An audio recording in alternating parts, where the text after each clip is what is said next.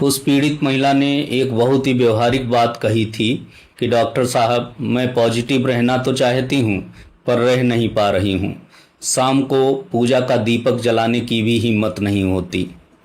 नमस्कार मित्रों, हमारी विशेष श्रृंखला ऊर्जा और मन स्थिति के इस चौथे एपिसोड में आपका स्वागत है। पिछले 3 एपिसोड्स में हमने समझा कि कैसे घर का माहौल भारी होता है, आभा मंडल ड्रेन होता है और कैसे दीमक जैसी भौतिक समस्याएं पनपती हैं। अब समय है समाधान का। मित्रों, जब आपका आभा मंडल पूरी तरह डिस्चार्ज हो जाता है तो दिमाग में सेरोटोनिन और डोपामाइन जैसे हैप्पी हार्मोन्स कम हो जाते हैं, जिससे इच्छा शक्ति शून्य हो जाती है।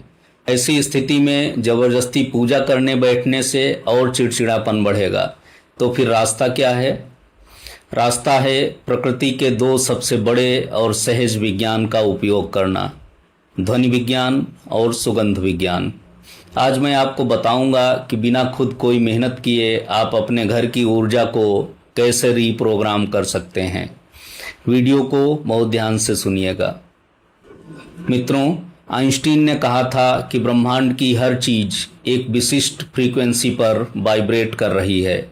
जब आपके घर में शराब, क्लेश और तनाव बढ़ता है तो वहाँ की फ्रीक्वेंसी बहुत लो और भारी हो जाती है। इसे बदलने के लिए आपको खुद मंत्र बोलने की ज़रूरत नहीं है। आप केवल अपने मोबाइल या म्यूजिक सिस्टम पर महामृत्युंजय मंत्र की ध्वनि को बहुत ही धीमी आवाज़ में चलाकर छोड़ दीजिए। विज्ञान क्या कहता है?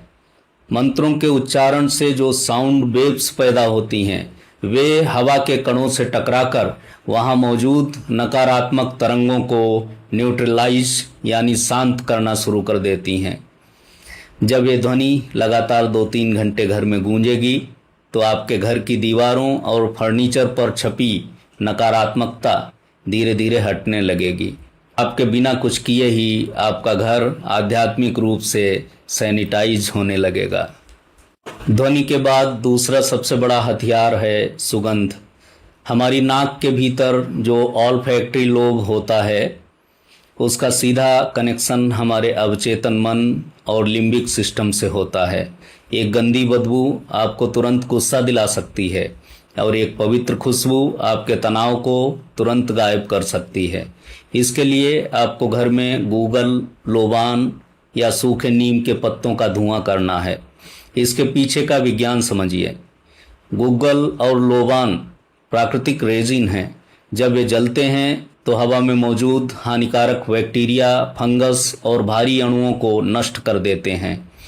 सनातन विज्ञान में इसे ही भूत प्रेत या नकारात्मक शक्तियों को भगाना कहा गया है। ये वास्तव में वायुमंडल का शुद्धिकरण है। इसके धुएं से आपके मस्तिष्क की नसें शांत होंगी, अवसाद कम होगा और आपकी ड्रेन हो चुकी बैटरी धीरे धीरे रिचार्ज होने लगेगी। जैसे ही आपकी बैटरी रिचार्ज होगी, आपका मन स्वतः ही शाम को पूजा पाठ में लगने लगेगा। संक्षेप में कहूँ तो जब खुद से प्रयास न हो पाए तो प्रकृति के इन अदृश्य डॉक्टरों ध्वनि और सुगंध की मदद लीजिए। घर में नमक के पानी का पोछा लगाइए, कबाड़ दूर कीजिए और मंत्रों की गूंज शुरू होने दीजिए। आप देखेंगे कि कुछ ही दिनों में घर का भारीपन कम होने लगेगा और कामवालियाँ भी टिकना शुरू हो जाएंगी। श्रृंखला के अगले एपिसोड में हम सबसे कठिन पड़ाव पर बात करेंगे कि अपनों का हृदय परिवर्तन कैसे करें। जब पति और बच्चे आपकी बात ना सुने तो उनसे लड़े बिना मनोवैज्ञानिक और आध्यात्मिक तरीके से उन्हें सही रास्ते पर कैसे लाया जाए। कमेंट बॉक्स में मुझे बताइए कि क्या आपने कभी गायत्री मंत्र की ध्वनि या महामृत्युंजय मंत्र की ध्वनि या गूगल की सुगंध से मन को शांत होते महसूस किया है? कमेंट्स में लिखिए। जय श्री कृष्ण। इस अत्यंत उपयोगी वीडियो को समाज में सकारात्मकता और जागरूकता फैलाने के लिए यूट्यूब, व्हाट्सएप और फेसबुक पर जमकर शेयर करें। हमारे फेसबुक पेज को फॉलो और यूट्यूब पेज को सब्सक्राइब करना ना भूलें। सजग रहिए, तार्किक बनिए, आंतरिक रूप से शांत रहिए। धन्यवाद।